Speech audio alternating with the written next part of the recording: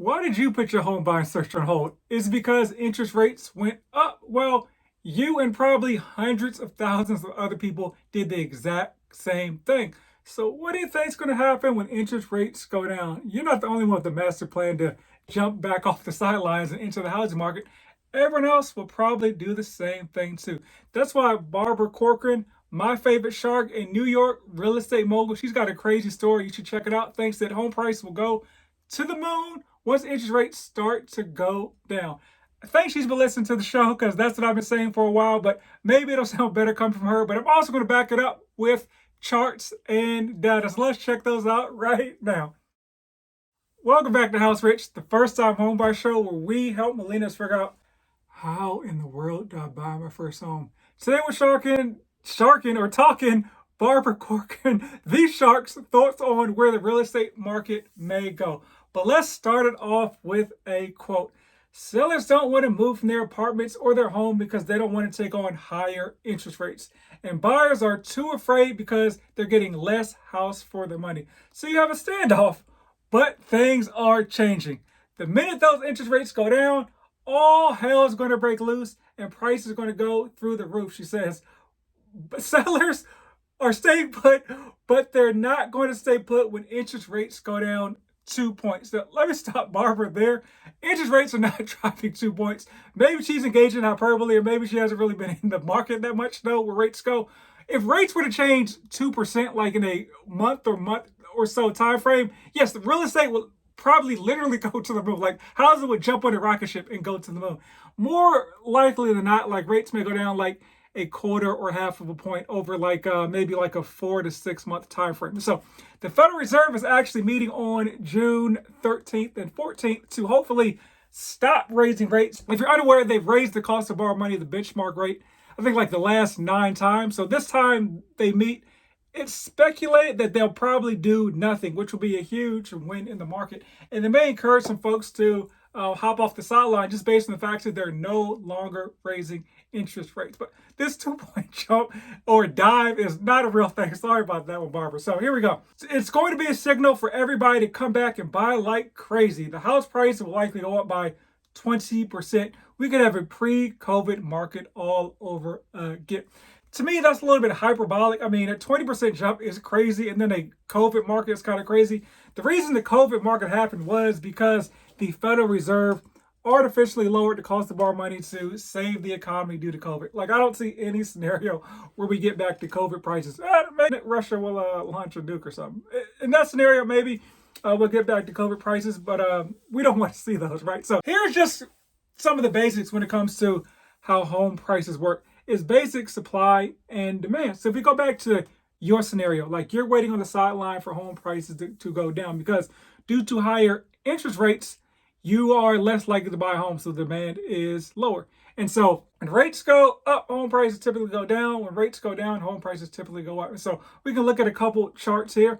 The first chart I'm going to look at is a 30-year interest rate chart. You just kind of see interest rates kind of go up and down, they go up and down. But if you look at really where the home price chart goes, it's kind of like an inverse correlation to that. But they go up and down, but they never like come all the way back down. So like when interest rates go down, home prices go up. When they go up, it comes down a little bit, but they never actually bottom back out where they started, even though rates may go back down to where they start. And that's because of inflation, right? So the cost or the value of money decreases. So home values increase as well. And I'm going to zoom in a little bit more. If we look like the last 5 years, you can kind of see a little bit better the inverse relationship between interest rates and home prices. The data trails a little bit. So like when interest rates go up, home prices will still be going up a little bit. And then like a month or two later, that data trails and you kind of see the reaction there.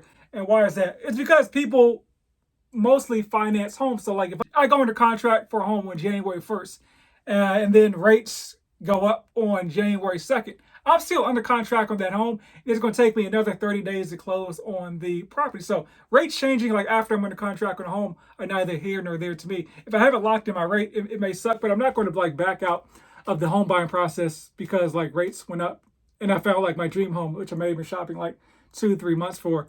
just because something happened with rates. And it's kind of the same thing even for people that aren't under contract, right? It's like, hey, I put all this time and effort into this home search. I've been going, up and down all around Dallas, Frisco, Plano, McKinney. And I finally found this home. Hey, boom, right, actually in the city of Dallas, funny enough, where we're looking to begin all along. Or I've narrowed down my search to maybe a couple buildings for condos, right?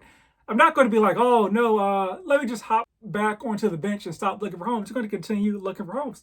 So that's what happens with your normal human being. And so I'm going to get into the basic supply and demand chart in a second. But one important component of the supply and demand chart is supply, right? So as you can see right, I'm a realtor in Dallas and would love to help you reach your goals of home ownership. So click the link in the description and just schedule a call no matter where you are on your journey. Not in Dallas, no worries, I can help connect you with a vetted realtor in your local jurisdiction as well. And feel free to share with friends, family, and foes. Everyone gets love. I hear this chart from the last 6 years, basically, or 5 years, 6 years, 5 years. It's basically how housing inventory has been looking. As you can see, housing inventory is going down. So when there's less supply and the demand, even if it stays the same, or if the demand may go down a little bit, home prices are still going to kind of stay up because there's a scarcity there, right? So now, if a home is listed for $300,000 and there's no one that makes an offer on the home, the market's saying the home is not worth $300,000. If there's one person that makes an offer and says, hey, $300,000, the market's saying, okay, $300,000. Now, if two people offered $300,000 for a home, the market may be saying it's worth a little bit more because now you do, hey, what's your best and final offer? And if one person says 304 and one person says 308, now in the market it says that home is worth $308,000. And that's essentially kind of how home prices go. So the plan is, or supply is still at a historically low number. Now let's check out a chart that compares median home prices to median days on the market. As the days on the market go down, that's an indication of the lack of supply. The home prices go up. Because think about it, realtors look at data. So like, if you're looking to put a seller's home on the market and you see the home on the same block was on the market for $400,000 and it sold in 7 days, you're like, there's a pretty high demand for this home. So I'm going to put this home on the market for $415, right? And that home goes in 7 days. Now the next realtor's like, man, the demand for this home or this neighborhood, this area is crazy. I'm going to put it for this next home. For some reason, everyone in the same block is selling, maybe because prices are going crazy. But I'm going to put this home in the market for $440. Okay, and it may sit for 14 days, 21 days, or something like that. But we're going to let the market kind of dictate the price of this home. If it's selling like in less than 30 days at these still elevated prices, that's a good sign that there's a high demand for the product. But just looking at your basic supply and demand chart in general, right? Let's go back to Econ 101. As demand increases, prices increase.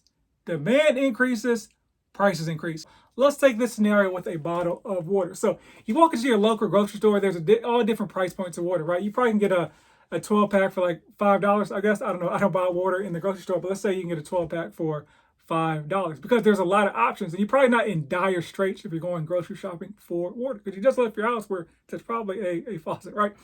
But now let's say you're out and about and you stop by a 7-Eleven and you may see a bottle of water for like, now it's $1.50 or $2 for that bottle of water because your demand is a little bit higher for that water, right? You're maybe thirsty in the car, you're out and about, and there's not a lot of water just on the side of the street, right? And so that demand is higher, so that bottle of water is a little bit more. But you still do have other options. You got Slurpee, you got soda, you got a bunch of options, right? And you got the gas station maybe across the street. Now you go to the movie theater, right? That bottle of water now is $4.99 for some reason because the only show in town, pun intended, is that movie theater water. So now, for some reason, you're John Wick, right? You're walking in the middle of the desert trying to find the high table, right? Now you are thirsty, you're falling off your camel or your horse, right?